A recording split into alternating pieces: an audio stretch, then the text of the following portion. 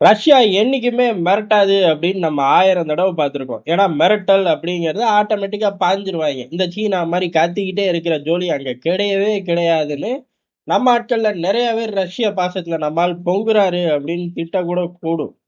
ஆனா இப்ப யதார்த்தமான உண்மை என்ன அப்படிங்கிறது வெளியிலேயே வந்துருச்சு. காரணம் ரஷ்யாவோட மிரட்டல்களுக்கு அடுத்து அமெரிக்கா பயப்படுது, அலர்ட் ஆகுது. எந்த அளவுக்கு பயப்படுறாங்க, அலர்ட் ஆகுறாங்கன்னா, அணு ஆயுத யுத்தம் அப்படின்னு சொன்னா கண்டிப்பா வரும். ஆனா எப்பல்லாம் யாருக்கு தெரியாது. மேக்ஸிமம் வராது. ஏன் அப்படின்னா வந்ததுக்கு அப்புறம் உலகம் அழிஞ்சிரும்னு யூஸ் பண்ணக்கூடிய அம்புட்டு பிளேயர்களுக்கு தெரியும் அப்படின்னு பேச்சு ஆட்டோமேட்டிக்கா வந்து அது நீண்டு நெடுஞ்சு போய்க்கிட்டே இருக்கும்.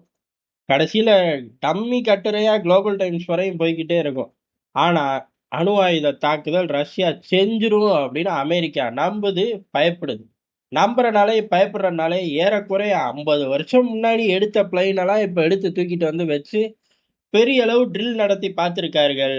அதுக்கு காரணம் என்ன அப்படின்னா, நம்ம சீண்டிட்டோம், பதிலுக்கு அவனும் சீண்டுவான். யார்? ரஷ்யாவும் சீண்டுவான். அவன் கிட்ட உள்ள ஆயுதங்கள் பறந்துச்சு, ஜோலி முடிஞ்சுச்சு. நம்மளும் பதிலுக்கு திருப்பி அடிக்கணும், நம்ம பாதுகாப்பா இருக்கணும். இந்த மாதிரி 1000 கணக்குகளோட அணு ஆயுத யுத்தத்துல முதல் பிள்ளையார் சொல்லி என்ன அப்படின்னா, முதல்ல கிரவுண்ட்ல இருக்கக்கூடியத அப்படியே வானத்துக்கு மாத்துறது. அது பிரசிடென்ட்ல இருந்து அம்புட்டு கம்யூனிகேஷன் லைன் வரை கீழ பெரிய அளவு சேதாரம். புல் பூண்டு விளையாது அப்படிங்கிற ரேஞ்சில கத்திக்கிட்டு இருப்போம்ல. அந்த ஒரு சூழ்நிலை இருக்கும்போது ஆட்டோமேட்டிக்கா அந்த டூம் டே பிளேன் அப்படிங்கிறத தூக்கிட்டு ரஷ்யாவும், அமெரிக்காவும் பயணிக்க ஆரம்பிச்சிரும். முதல்ல உத்தரவு குடுக்கறதுக்கு முன்னாடியே ஓடி போயிருவாங்கடா அதுக்குள்ள அப்படின்னு ஒரு தியரி இருக்கு. ஏன் அப்படின்னா, பதிலுக்கு இன்னொரு தாக்குதல் அதாவது அ ஜப்பான் மேல அமெரிக்கா அணு ஆயுதத்தை யூஸ் பண்ணும்போது வேற யார்கிட்டயும் இல்லை அப்படிங்கிறனால, வெள்ளை மாளிகையில உட்கார்ந்தே அமெரிக்க அதிபர் உத்தரவு போட்டு அப்படியே உலகத்தை அடுத்து வருங்கால சங்கதிகள் அமெரிக்கா கட்டி ஆளும் அப்படின்னு கனவு கண்டுகிட்டு இருந்திருப்பாரு. உண்மையும் கூட. அதுக்கப்புறம் தான் ஊரே அமெரிக்காவை பார்த்து ஆத்தாடி அப்படின்னு பார்த்துச்சு. பின்னாடியே அணு ஆயுதத்தை ஒவ்வொரு நாடும் உருவாக்குச்சு. இப்ப அப்படி வெள்ளை மாளிகையில உட்கார்ந்து சுத்துற சேர்ல சுத்திக்கிட்டு போட முடியுமா உத்தரவு அப்படின்னு கேட்டா வாய்ப்பில்லை. அப்ப உதயமானதுதான் இந்த பிளைன். அதாவது ரொம்ப சேஃபா மேலேயே உட்கார்ந்துக்கலாம். கீழ நிறைய இடங்கள் பாதிக்கப்பட்டாலும் மேல இருந்து உத்தரவுகள் குடுக்கக்கூடிய லெவல்ல டிசைன் பண்ணி ரஷ்யாவும் வச்சிருக்கு, அமெரிக்காவும் வச்சிருக்கு. உக்ரைன் யுத்தம் வந்ததுக்கு அப்புறம் ரஷ்யாவோட டூம் டே பிளைன் ஏகப்பட்ட தாட்டி ட்ரில்கள் நடத்தி பார்த்துச்சு. அதனால ரஷ்யா ஏற்கனவே தயாரா தான் இருக்கு. இது 1000 தாட்டி நம்மளே பார்த்துட்டோம். இப்ப அமெரிக்காவும் தயார் நிலைக்கு வரணும்ல, சீண்டிட்டோம்ல அப்படின்னு பயந்துட்டு 51 வருஷம் கழிச்சு இப்ப அந்த பிளேனை எடுத்து ஓட்டி பார்த்திருக்காங்க. அப்ப இவ்வளவு நாள் பூட்டி கிடந்துச்சா, தூசி ஆயிராதா அப்படின்னு கேட்க கூடாது.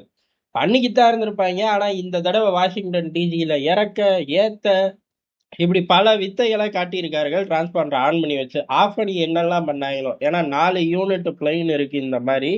இதை இப்ப ரெடி மோடுக்கு கொண்டு வரார்கள். இந்த ரெடி மோடுக்கு கொண்டு வர்றது மூலியமா பெரிய அளவு ஒரு தாக்குதலை எதிர்பார்க்குது, பயப்படுது.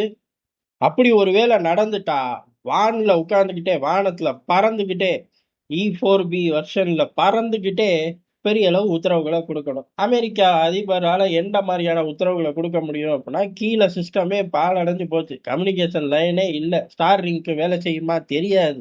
ஏன்னா ஈரானுக்குள்ள அதை வச்சுதான் இப்ப ஆட்டிக்கு திரியிறாங்க. அது ஒரு பக்கம் கிடக்கட்டும். அந்த காலகட்டங்கள்லயும் முழு அரசு இயந்திரத்தை இயக்க முடியும். அரசு இயந்திரத்தை இயக்கி டாலர்களை பிரிண்ட் பண்ண சொல்லுவாரோ, அது ஒரு பக்கம் இருக்கட்டும். ராணுவத்தை இயக்க முடியும். குறிப்பா அவர்களோட அணு ஆயுத படையை இயக்க முடியும். உலகத்துல உள்ள அம்புட்டு பேஸ்களுக்கு உத்தரவுகள் கொடுக்க முடியும். கடலுக்கு அடியில சுத்திக்கிட்டு இருக்கிற நியூக்ளியர் சப்மரைனுக்கும் உத்தரவு கொடுக்க முடியும். அதுதான் ரொம்ப முக்கியம். ஏன்னா வெளிப்படையா இருக்கிறது எல்லாம் குறிவைக்கப்பட்டிருக்கும், ரகசியமா இருக்குது அப்படின்னு நினைக்கக்கூடிய இடங்களை தாக்கி அழிச்சிருப்பார்கள். ஆனா இந்த நியூக்ளியர் சப்மரைன் பையன் எங்கிட்ட சுத்திக்கிட்டு இருக்கான்னு எவனுக்கும் தெரியாது. அதை கண்டுபிடிக்கிறது அப்படிங்கிறது ஆட்டோமேட்டிக்கா கடல்ல ஊசிய போட்டு தேடுற அளவுக்கு ரிஸ்க். அந்த பயல்கிட்டையும் இவனுங்க கம்யூனிகேட் பண்ணி உத்தரவுகளை கொடுக்க முடியும். அணு ஆயுதத்தை தட்டி விடு அப்படின்னு.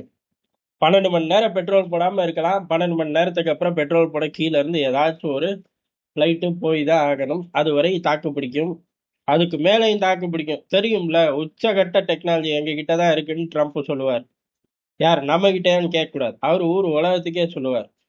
இம்புட்டு ஏற்பாடையும் தீவிரமா பண்றது மூலியமா ஏதோ ஒரு பெரிய அசம்பாவிதம் காத்துக்கிட்டு இருக்கு. இந்த அசம்பாவிதம் அமெரிக்காவுக்கு உணர்ந்துட்டாங்க அப்படின்னா பின்வாங்கிடுவாங்க. ரஷ்யாவை சீண்ட மாட்டாங்க. ரஷ்யா உணரலாம் தேவையில்ல. அமெரிக்கா சீன்னா இவன் அடிச்சுதான் தீருவான். அடிச்சா மட்டும்தான் ரஷ்யா தப்பிக்க முடியும். அதனால மிகப்பெரிய யுத்தம் தயார் நிலையில இருக்கு.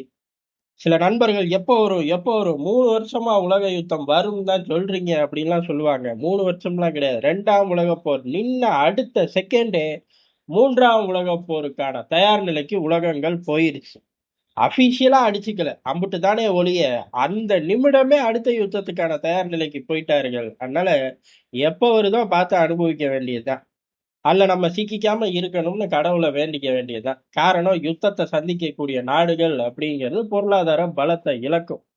உலக யுத்தத்தை நான் தான் முடிச்சு வச்சேன்னுலாம் அமெரிக்கா போய் பேசிக்கிட்டு இருப்பேன். கடைசியில அணுகுண்டை கண்டுபிடிச்சு போய் போட்டது மட்டும்தான். பெரிய அளவு உலக யுத்தத்துல எல்லாம் இவர் பங்கெடுத்து கிழிக்கல. கிழிச்சிருந்தா இன்னைக்கு அண்ணன் அமெரிக்காவா சுத்திக்கிட்டு இருக்க முடியாதுங்கிறது ஒரு யதார்த்தமான உண்மை. அதனால இது நடக்கும்போது பார்க்கலாம். ஆனா வல்லரசு நாடுகள் தயாராயிட்டார்கள். குறிப்பா அண்ணன் அமெரிக்கா கிடுகிடுன்னு நடுங்குறான். பொய் பேசாத, அவன்லாம் நடுங்க மாட்டான் அப்படின்னு நம்ம ஆட்கள் சொல்லக்கூடும். நடுங்குறான் நடுங்கலைங்கிறத அடுத்தடுத்த நிகழ்வுகள்ல எல்லாரும் பார்த்து தெரிஞ்சுக்குவோம்.